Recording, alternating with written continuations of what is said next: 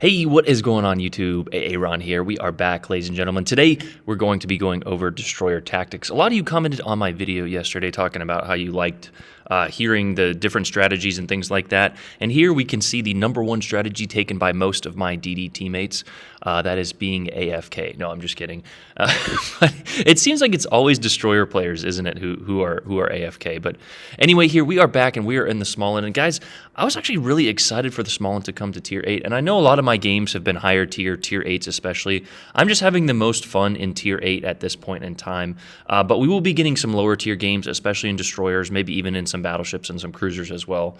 But I had this game in the small end the other day, and this game was very important for a few reasons because, number one, it was fairly close. Number two, it teaches a lot of the good principles that Destroyer players need. And number three, we mentioned it in yesterday's video, a lot of battleship mains especially always complain about Destroyers. Destroyers complain. Each class tends to complain about the other class. So if you watch gameplay from other classes' point of view, you see how decent players perform in those ships. You can have an understanding of how to counter that. On top of that, you can also have an understanding of how to support your team in that role.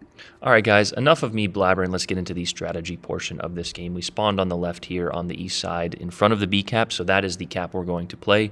I don't know how many times I have to say it. Play the side you spawn on. Now, this map is a little bit different. There's nothing you can really do in the open, but if you're a Destroyer player, find your way to the nearest cap. Also, if there's a Destroyer already on that flank, go to the other side. It is so frustrating when there's one or two Destroyers and they both clump up together.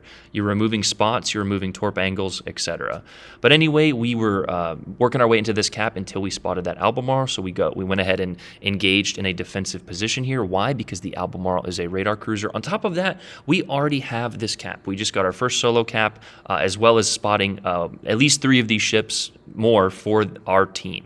So our team can utilize island cover, and that is when the Albemarle decides to radar. But because we were already facing away, we can easily escape that. Now, I went ahead and took a few little cheeky shots here, mainly because we would have been spotted anyway, and we do have this little island cover here, which will allow us to go dark as soon as that radar is up. Now, of course, the cruisers and the battleships can kind of auto lock you. If they have the shell lob, they can hit us over this island, but the Albemarle backed up, or his radar ran out. I think it was a little short for the radar, but he probably backed up, and we are now out of his range. Now, this cap is a little unique. There's a bunch of islands, and it depends on the destroyer you're in. I think I was in a Z46 the other day, and I just remember this specific capture point is very hard to maneuver in. There's a bunch of islands, and you can find yourself caught. That is a mistake a lot of destroyer players make, is they don't have an exit strategy. One thing you need to be an elite destroyer player is always having an exit strategy. Bravo Foxtrot has done a few interviews on Peak's channel. If you really want to listen to him, he is one of the best destroyer players that I have encountered in this game. I also like saying that because people tend to focus Bravo then over me. So yeah, go out and focus Bravo. But Bravo is just very good at making, he doesn't make mistakes, right? It's not that he shoots better or torps better. He understands the game and he knows what he needs to do in order to win. Bravo is a very selfless player. Here I make a little bit of a mistake. Why? Because that Richelieu has made his way around that island and we were briefly detected, which you can see actually cost us 2,000 or 3,000 health there with the one salvo from that Atlantico and the one hit from the secondary there. So a touch of a mistake on my part, but being that the small end has a decent health pool and fast-firing guns, we want to engage and help our team out a little bit. Now, we've already done our job. It's kind of up to the DPM and the Alpha Strike ships, the battleships and the cruisers to complete this task, but we still need to support them in any way we can. Now, the small end, like we mentioned, is a good ship, but I think it suffers a little bit because you think that you have good guns, and you do, but there's a lot of more dangerous gunboats at Tier 8. The Sumner, the Jutland, the Hayate. In my first look video on the small end, a Hayate almost gunned me down just because I wasn't really thinking about it. These medium, or I guess they're small caliber, but these small caliber guns just don't hit as hard as the other 127s or other calibers at the tier. But anyway, here we actually decided to look at the Minimap, a skill that a lot of players do not possess. But you guys are watching me, so that is something that you guys are going to work on as well. Most of you probably already do it. And if you're looking at the Minimap, you're saying, wow, our team is hopelessly outnumbered, except for the one destroyer who is less than half health at the C cap there. So, paying attention to the Minimap will just what is the point of me being at B still, right? We have a good team presence there. All of our ships in the middle decided to go to B. And besides maybe getting a lucky 1 or 2 torp hits, I'm not going to get any more damage. So I either need to go to D right now, and that is what my initial assessment was, or go and torp these battleships at sea. Now, something we need to be aware of is there is still an enemy Yugumo which can out-conceal us. Now, we do have our radar, which is really helpful, but it's you almost get caught sometimes in the small end, and I haven't had the most success with the small end sometimes because I forget that, like I said, was saying earlier, a lot of these ships can outgun you. But there's the Yugumo, and that is when we decide to take the fight towards the sea cap here. If we can help that DD kill that Yugumo, or even slow these battleships down at sea, our team will have a chance. Now, again, it's up to your team. If my team decides to throw away all their health at Bravo, this game is over regardless of what I do at sea. But I am slowing them down, preventing the crossfire from occurring here, from C into B. So that is just the second part of the game. You can kind of see we're in the middle section of the game that we've talked about in a few other videos, where a lot of people just don't use their brains. They look down the sights, they go straight ahead. There is no critical thinking involved. And I get it, some people just get off work and they don't want anything, better to do than just to go sail their shooty boat. But I like this game because it's a combination of strategy, with shooting, right? And you don't have to have fast reflexes. Now, you guys see my sensitivity is all kind of spazzed out here. I still do like the reflexes, but you don't have to have fast reflexes. You just have to be able to think and breathe at the same time. And again, we know that teams are going to, flounder. But if you do these things, right, because I am now shooting at these guys, engaging them, hitting them with torpedoes, resetting that capture flag, they are focused on me, and they are not focused on my teammates. So basically what I'm trying to say here in this mess of a strategy type opinionated blabber video is to do your job, perform it well, and then think of what your team needs. When you do these things, like we talked about in the Ibuki, if you can draw that damage or you can distract the enemy, even if you die, your team, however lack however many IQ points they are lacking sometimes, will still complete the task for you.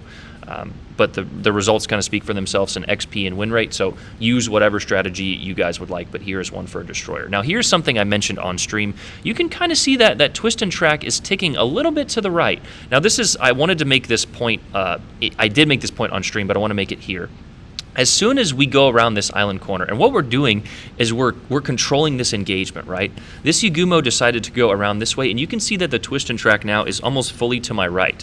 So we go ahead and pop the radar. He should be in it, and that is when the Yugumo is caught. He was trying to get his torpedoes off. He doesn't realize that I have a radar, and now we are able to outgun this Yugumo. Despite him getting a pretty good, you can see that's a pretty chunky salvo from him. He has a slower reload, but we are able to completely control that engagement. And what I mean by that is we put ourselves between the battleships. We put that island between us and the battleships, and we also focused out that Yugumo. So sometimes trying to isolate engagements is a skill that destroyer players, I remember when I first started this game, I would just run to the nearest destroyer and try and outgun him.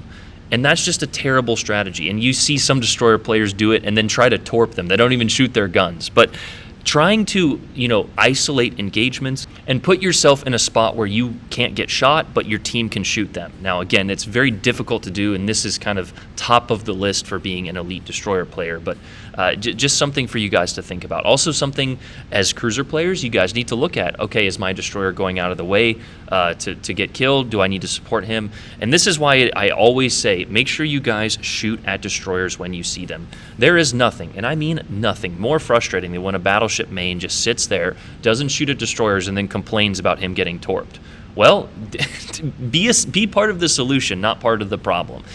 I have said it in so many battleship videos, even if you get one overpen at 15 kilometers, I know it is a low percentage shot. Trust me, I try to hit them all the time.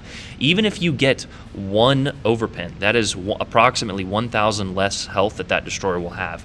That Atlantico got 2 overpens for 2,000-ish health off of me, which I can't really, if there were another destroyer in this game, I could probably not win another gunfight.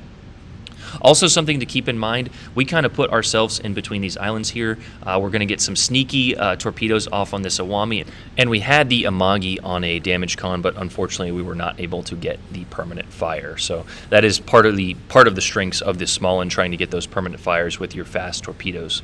Of course, your torpedoes don't do that much damage. As you can see, we just hit 5 there and 6 for the kill. So again, just trying to recap this game here. I know a lot of people are, some people might be thinking, well, this is really not an impressive game. And you're right, I've had much better games. We just had 200,000 in the Z46, but destroyers, they're not really known for their damage, right? The 85,000, if you average that every game, that is an incredible game in your destroyer. Torp hits are far less common unless you're one of those destroyer players, which we talked about yesterday, who goes around the outside of the map. Yes, you may get 1 or 2 games where teammates, the battleship mains, are sitting in the back of the map, completely oblivious to everything around them, trying to snipe from 800 kilometers away, as we just missed the kill on the Amagi before the points tick out. But again, final recap: spot for your team, play the side you spawn on, try and get the capture points, don't die because you are far more valuable end game, and just read the map.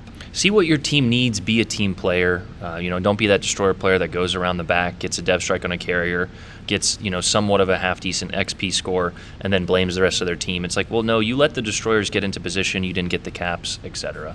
Not every game, we've said it so many times, is going to go exactly according to plan. Being adaptive is also part of being a better destroyer player. And on top of that, my cruiser and battleship players, support your destroyer players, man. It is so frustrating when nobody shoots the other destroyer, especially when they've got a gunboat and some form of advantage. But if you all take shots, if all of the other 8 teammates take shots at the enemy destroyer, then of course, you're going to have that advantage, and then you won't be plagued by destroyers. So that is a quick little tier 8 small end game for you guys, talking about destroyer tactics and what to do in order to counter them. So like we said, playing other nations, playing other classes is going to get you a good understanding of the overall game. Some people only play American battleships and then they wonder why they're being torped from 8 kilometers away or something. It's just people are very narrow-minded sometimes when it comes to this game, and I know because I used to be that way.